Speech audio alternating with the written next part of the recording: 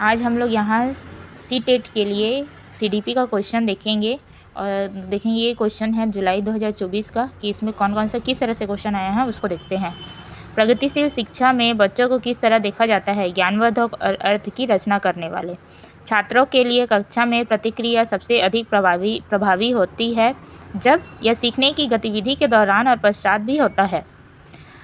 ये तीसरा दिया हुआ है अभिकथन। किशोरावस्था के दौरान जेंडर अपेक्षाओं के अनुरूप स्त्रीत्व या पुरुषत्व की परंपराओं का पालन करने के लिए दबाव बढ़ जाता है। कारण जेंडर और जेंडर भूमिकाएं जैविक रूप से निर्धारित की जाती है।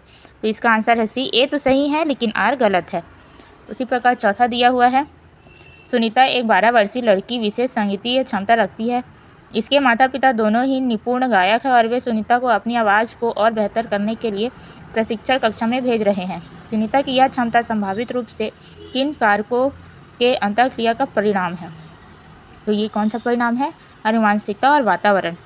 संवेदनशील अवधि वह समय अवधि होती है जिसके दौरान कुछ विशेष रूप से सामान्य विकास के लिए महत्वपूर्ण होती है। पर्यावरण कारक। छठवां है विद्यार्थियों में समालोचनात्मक चिंतन को विकसित करने के लिए एक शिक्षक को ऐसे सवाल देने चाहिए जिसमें निष्कर्ष और व्याख्याएं शामिल होते हैं।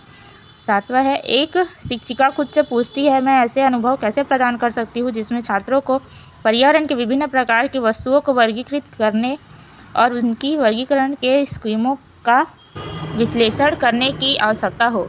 वह छात्रों में किन बुद्धिमत्ता के बढ़ावा देने की कोशिश कर रही है? प्राकृतिक बुद्धिमत्ता को। आठवां है महारत हासिल करने के लक्ष्य निर्धारित करने से छात्र को अभिप्रेरणा और योग्यता के बारे में विचार कैसे प्रभावित होते हैं?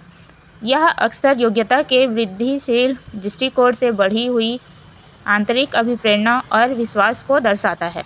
नवा रमा एक शिक्षिका है जो वाइगोत्स्की के सिद्धांत को अपनी कक्षा में लागू कर रही है।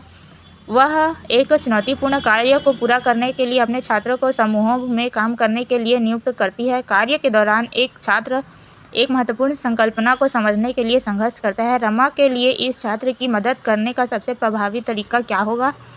छात्र के साथ समस्या का काम करें और समूह के अन्य सदस्यों को शामिल करते हुए आवश्यकतानुसार मार्गदर्शन और प्रतिपुष्टि प्रदान करें। 10वां है अभिकथन। शिक्षकों को विद्यार्थियों के बीच बहस चर्चा और सहयोग को प्रोत्साहित करना चाहिए। तो कारण है ज्ञान उत्पादन एक निष्क्रिय प्रक्रिया है और सामूहिक गतिविधियों में संलग्नता अर्थपूर्ण अधिगम में बाधा डालता है। इसका सही आंसर है सी। ए सही है लेकिन आर जो है गलत है। भावनाओं व्यक्तित्व और सामाजिक संबंधों में परिवर्तन और निश्चितता किस विकास में शामिल है? मनोसामाजिक विकास में।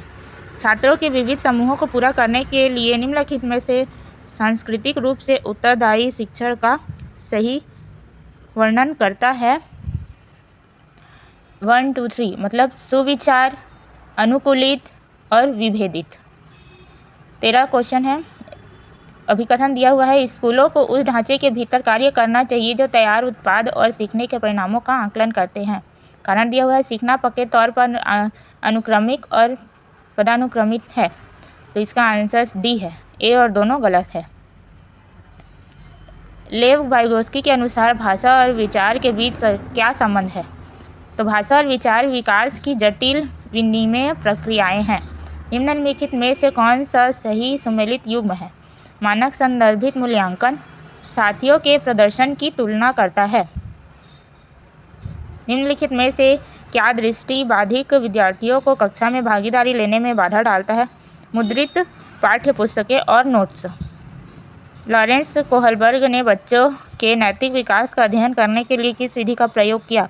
बच्चों के सामने नैतिक दुविधाएं रखना और अनुक्रियाओं की समालोचना करना। 18वां क्वेश्चन है रचनावादी शिक्षण विद्यार्थियों को खालिस्तान अधिगम की ओर ले जाता है। खोज आधारित।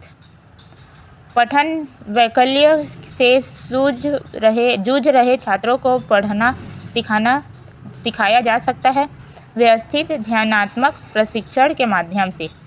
20वां क्वेश्चन है जीन पियाजे के संज्ञानात्मक विकास का सिद्धांत यह बताता है कि पाठ्यक्रम को बच्चों के आयु समूह व चरण को ध्यान में रखकर तैयार किया जाना चाहिए।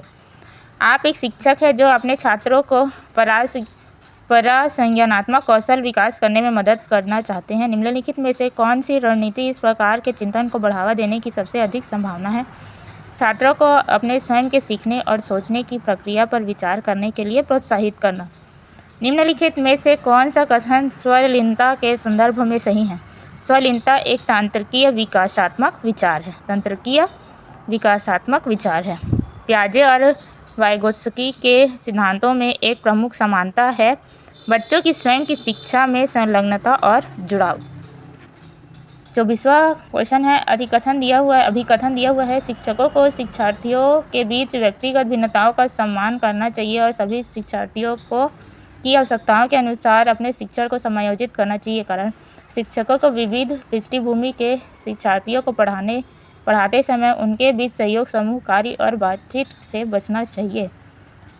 सी, इसका आंसर सी सही है। ए तो सही है लेकिन आर गलत है।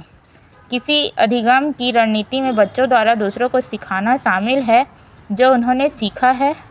आंसर है इसका डी, पारस्परिक शिक्षण।